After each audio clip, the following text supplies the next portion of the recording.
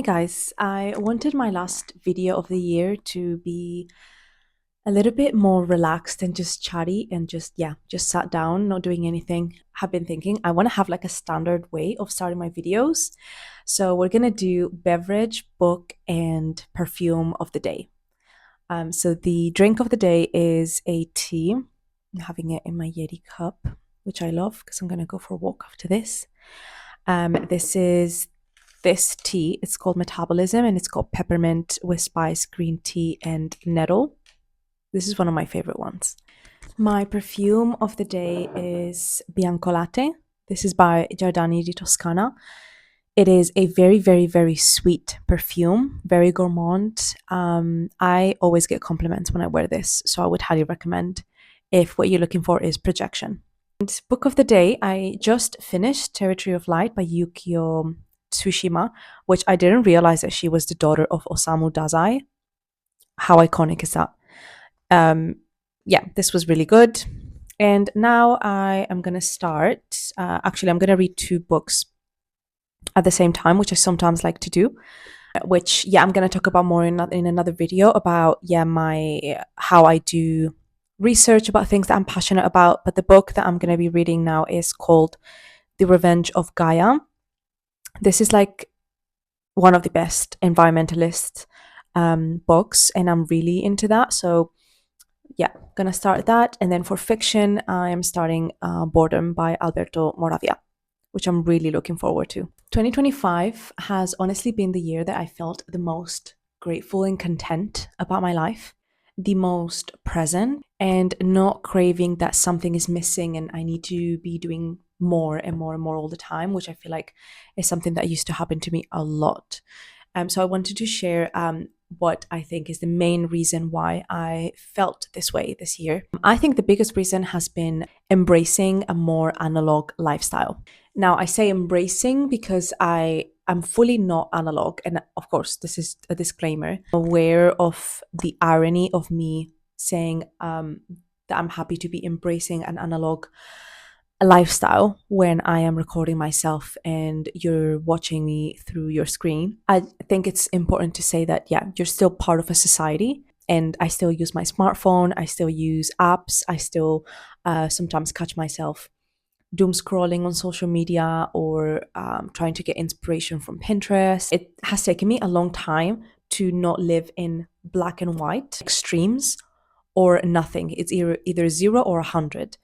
Yeah, it's nice to be in a middle ground. I think that's where the sweet spot is. So today I wanted to share some areas where I have implemented these changes in to having a more analog lifestyle so that you can consider them in the new year as well. The first one is source of inspiration. I like to prioritize, or I've realized this year that I like to prioritize more tactile, real life experiences as inspiration over digital inspiration. Don't get me wrong, I still love Pinterest. It's one of my favorite apps ever, most used probably.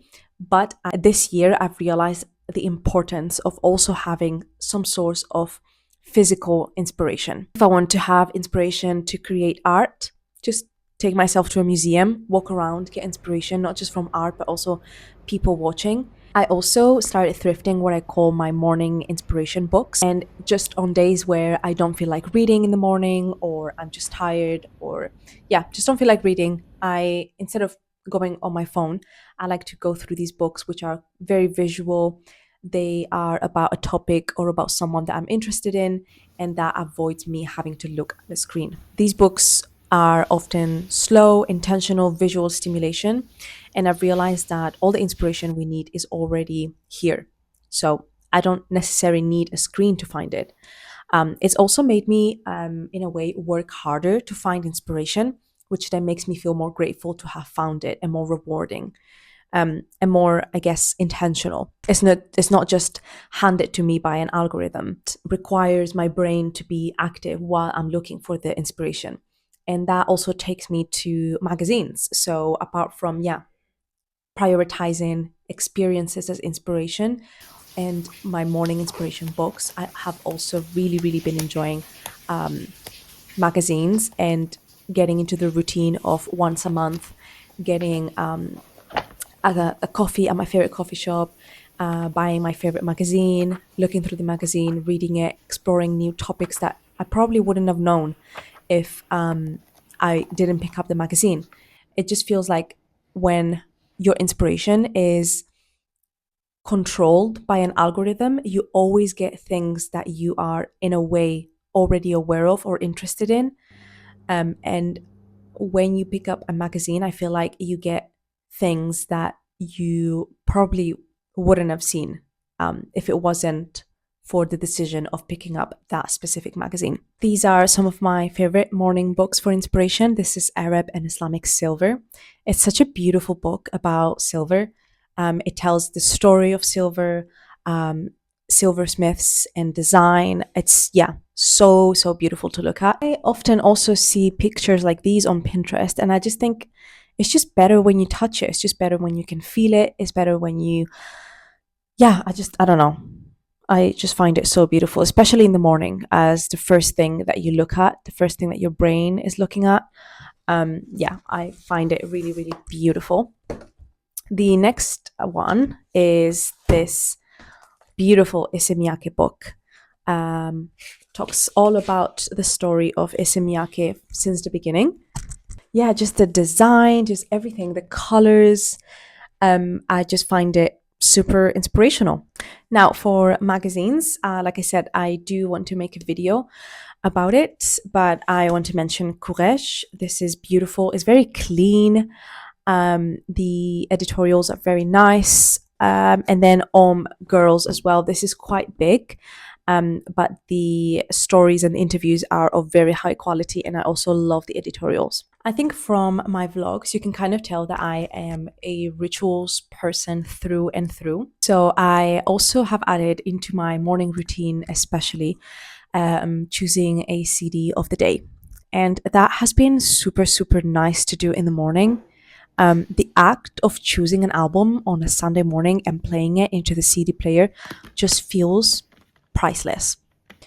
So, yeah, why stream music on your phone when I'm at home, when I can have a CD player? Um, I basically want to avoid any action of me looking at my phone, because I know that when I unlock my phone, sometimes you don't have that self control, and I will go on apps, even though I just meant to maybe go on Spotify. However, I do prefer physical CDs rather than streaming. So instead of showing you my Spotify wrapped for the year, I'm going to show you my CDs wrapped. The experience is a lot more deliberate. You picking up an album, you picking up a CD. Also have been appreciating albums as complete works of art from start to finish, rather than constantly having, I feel like, that pressure of having to choose a specific song when streaming. I think we get too many options nowadays, and sometimes it's just nice to put something on and just let it play, let it flow. And the same thing goes for movies. I have been really enjoying getting DVDs.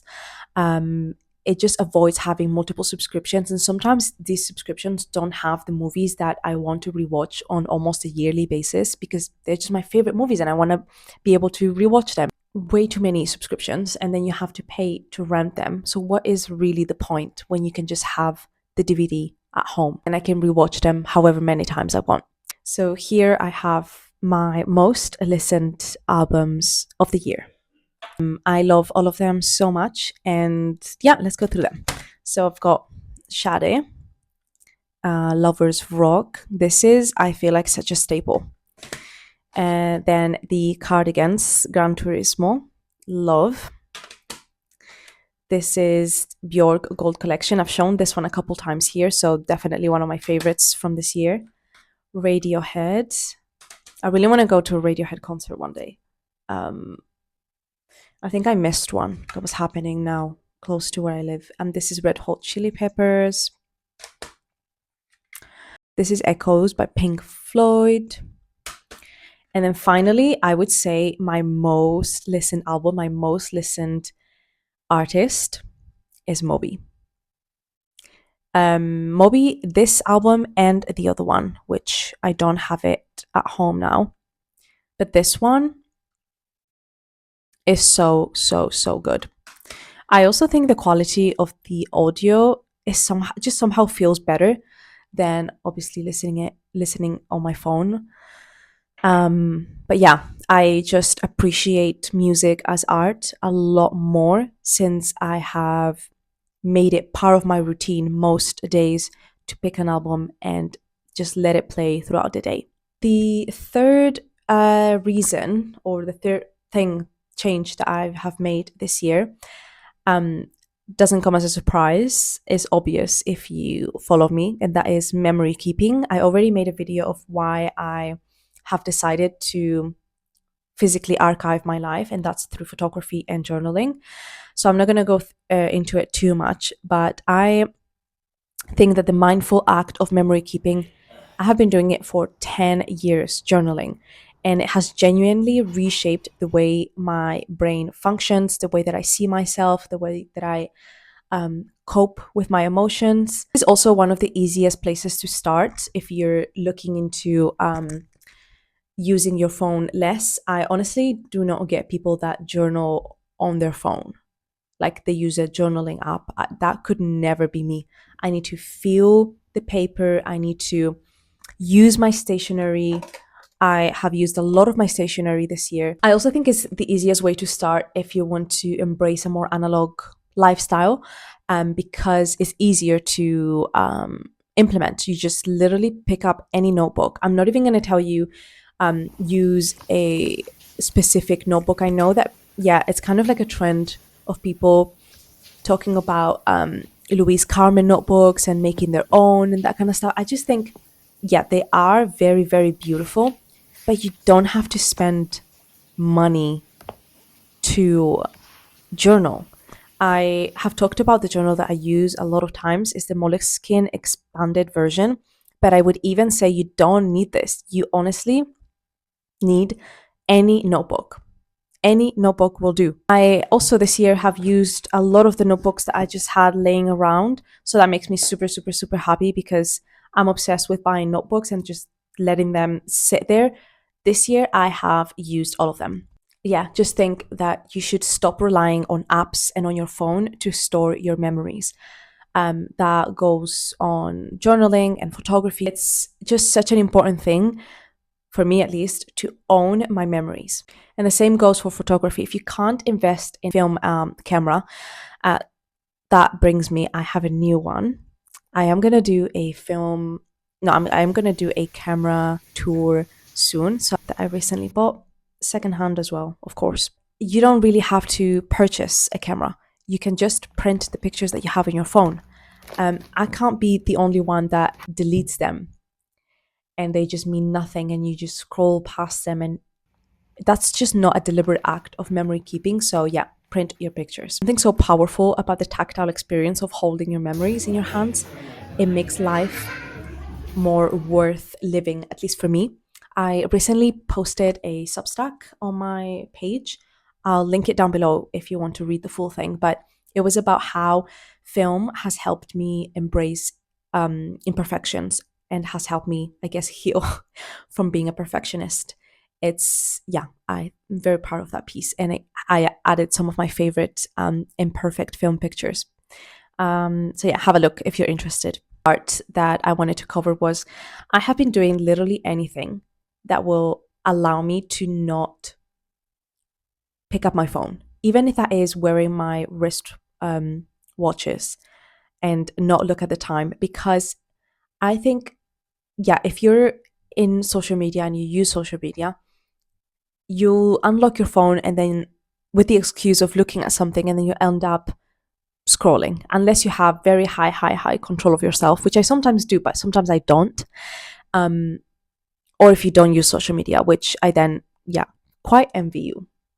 Over time this year, I have found small ways to implement small intentional swaps to implement in my life that keep me from reaching to my phone. I wanted to talk about the Midori notebook. I already talked about this in a vlog, but the Midori notebook that I have been using at the end of the year to replace my notes app, please, this is the best idea I've ever had. Nothing groundbreaking. I just don't want to store anything on my notes app anymore. Not even my grocery list. I want everything in this little Midori notebook. I've been using it a lot. It's so beautiful.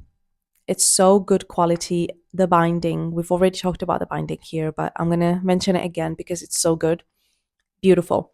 But you don't have to get a Midori notebook to implement that idea of, maybe, you don't need the notes app. Maybe you can just write it on paper. Maybe you can have a notebook instead of the notes app. And yeah, I just feel like I no longer want to store my grocery lists, daily observations, ideas, and notes to myself to live in the cloud, and I want them to exist here in the real world with me. Um, I've also used the Muji little notebooks, which, such a fan of this. Is beautiful. I also have this diptyque one. This I have started using for storing my thoughts on books that I finish. That's another thing. No Goodreads. I got a comment the other day, and I felt bad because I had to say no. But I got a comment the other day asking me if I had any app where I basically talk about store my books, like ratings and that kind of stuff. Yes, I used to have Goodreads.